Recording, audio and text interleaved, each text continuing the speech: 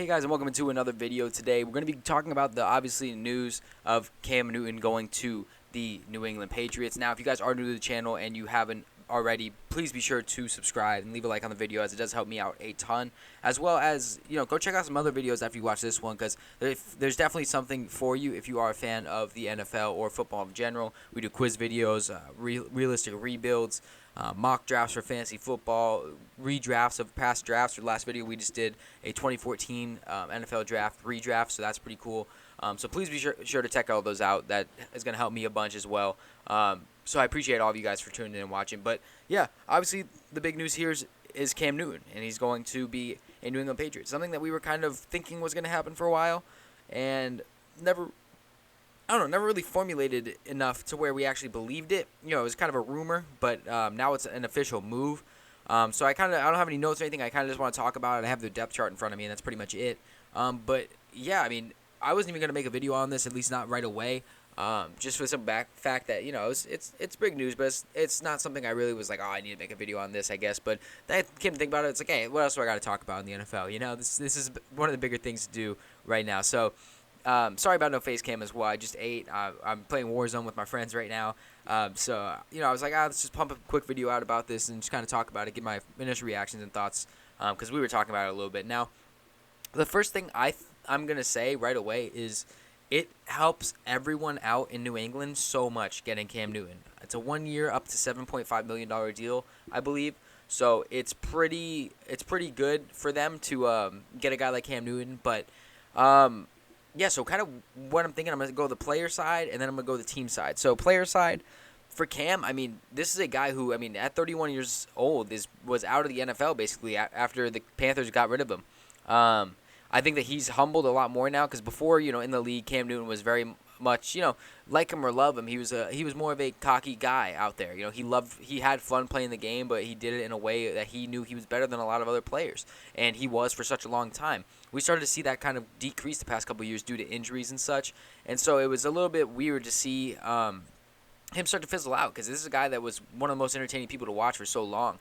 So now for him to be cut, a couple months ago, I feel like that was a hard thing on him, especially because, he was the number 1 overall pick just, 8 years ago. So it's like, it's not something that's used to him not being the best on the field, I feel like. And that's really where he's at right now. So I think that this experience for him is probably humbled him enough to where he's ready to get to work, man. And what better place to get to work than the Patriots? The Patriots have revived many of careers. They have done a lot with careers. And what better face to refresh the franchise, to go from Tom Brady, who's a old-school pocket passer guy, one of the greatest quarterbacks, if not the greatest, is my GOAT, I know that, of all time at the quarterback position, and go to the flashy number 1 overall pick, read option type Cam Newton, 6'3", 250-pound, running a 4.4, 4.5, whatever it was. This is a guy who is very entertaining to watch, and he's a beast, man. He is. So the thing I think about Cam Newton is I'm glad he got to go to the Patriots. I'm glad he took a 1-year deal, because he can either earn himself a long-term deal this season, or he can really start to realize, hey, my career, just isn't a 20-year career. It ends up being a 10-year career. I'll call it quits, whatever it is. Or maybe he'll find a backup job that he wants. I don't know what it would be, but I think that this is a good spot for Cam Newton, because I also think a lot of quarterback jobs might open up next year with, Big Ben, Brady, Breeze, all these older guys, Rivers, all fizzling out of the league now. So I think that this is a good spot for Cam Newton to be in. Now, going from the team spot, right? To start off, I think that, Cam Newton, solid quarterback, probably top 20, if I'd say, at this moment in his career, just because his legs have not been kind to him the past few years, obviously due to injuries, but also just because of age. He's getting up there. He's not going to be running as hard and as fast as he used to. But he's never been that good of a passer. It's really just been his ability to make plays outside and have a decent ball, and that's really what it is. So for Cam to land in a place like New England, be able to, kind of hone in on not only just being in the pocket, but also just become a better player and transform this team from its identity, I think it's going to be good for them. Because this is a complete turnaround from what you had with Brady, and it turns the franchise around. But dare I say that on paper, at this moment in time, if you went back a year ago, on paper, I think that this team, this New England Patriots team, on paper, is better than last year's team. On paper, right? And let me go through the depth chart because there's a lot of doubt. So here's the thing. First off, the quarterback battle, right? Cam Newton, Jarrett Stidham. That's what's probably going to be going into Cam and stuff because Cam's not really making a big enough contract to where he isn't prone to not being, he's not safe. He's not a starter right away. We don't know. So Stidham is going to be able to go in there, but what Cam gives you is stability, man. Because if he goes out there and he isn't doing well, hey, you go ahead with Stidham. If Cam Newton goes out there plays well, you don't even have to pay him because you still have Stidham there. He's learned behind Brady and now Cam Newton. You can probably let him in year 3, and he can be able to do a lot of good things. Be that Jimmy Garoppolo kind of role that Belichick wanted until he was sent away.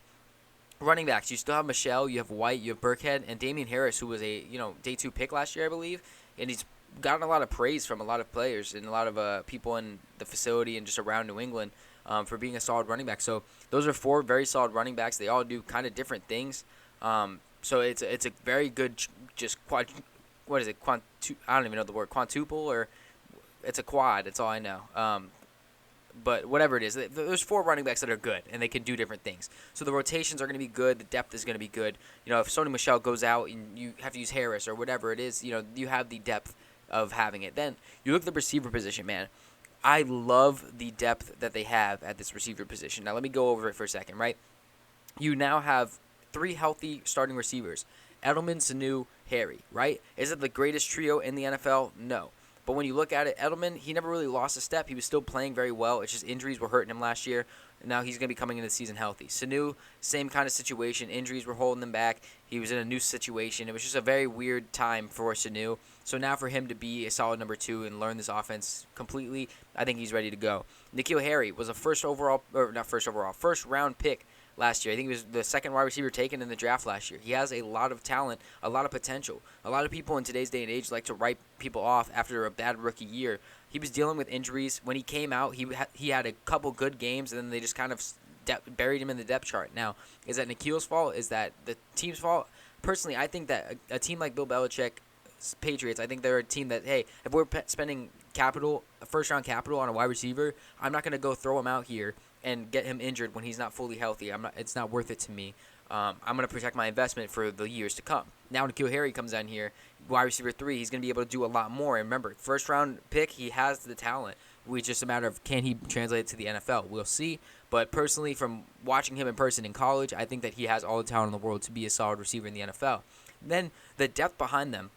Wide receiver 4, they ended up getting Marquise Lee from the Jags, who they let go. Marquise Lee was a very, very, very good receiver before injury in Jacksonville. So if he's able to even come back to slightly below what he was at, that's a very good wide receiver 4 to have.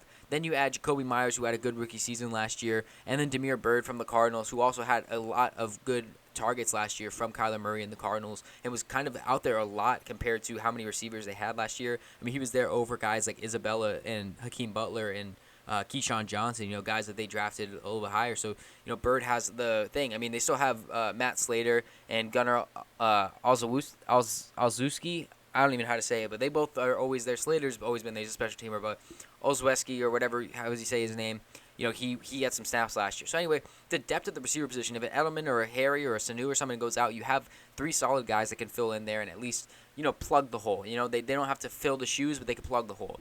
Then you go to the tight end position. They have Matt Lacoste as the starter, but behind them, Asiasi and Kane are both rookies. So if one of them can even do something at the tight end position, it'll be better than what they had last year. And the offensive line, man, they still have everyone that they had last year. Cannon, Mason, Andrews, Thuney, and Wynn. They should all be healthy this year. Wynn was dealing with injuries early on in his career, but this is a first-round talent, as well as all these other guys who have just been solid offensive linemen for their careers. I see no reason why this offensive line takes a step back. The offense as a whole right now compared to where it was last year is better. Cam Newton's offense is better, not only because the team is just healthy and looks like it's in a better shape and the depth is there, but also having Cam Newton at quarterback is different from having Tom Brady at quarterback, because even though you're losing a lot of accuracy and IQ points from Brady to Newton, you have that ability to throw options in there, throw RPOs in there, throw different types of plays in there where Brady wasn't able to really do that, and that's a different dynamic. Now defenses have to plan against the Patriots for read options to contain QB contain. They didn't have to do that with Brady, and that's a big dynamic that's going to change, especially when you have a young running back like Michelle and Harris and young receivers and just a younger team right now. To have those guys, it's going to help for defenses to not really know what they are good at, because then it allows for space to open up. And the defense really hasn't changed, man. Lawrence Guy, Bo Allen, and Dietrich Wise Jr. are also there. They have Adam Butler also at D-tackle if they need him. But they run a 3-4, so we'll see who happens to be the D-tackle. But this is where I like it. Chase Winovich is the outside linebacker who had a very good rookie season. Behind him, Anthony Jennings, who I really do like, out of Bama. They also got Josh Uche in the draft this year, who was very good out of Michigan. I'm very excited to see him with Donta Hightower and Jawan Bentley, who have been very solid in the middle for a while for the Patriots.